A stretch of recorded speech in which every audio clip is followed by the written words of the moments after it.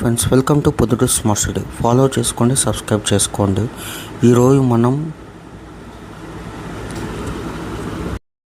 Yerraguntla bypass రోడ్లో బొంగు బజార్లో మసీదు పక్కన వినాయక విగ్రహాలు అమ్ముతున్నారు ఫ్రెండ్స్. వీళ్ళు 2 years అవుతుంది.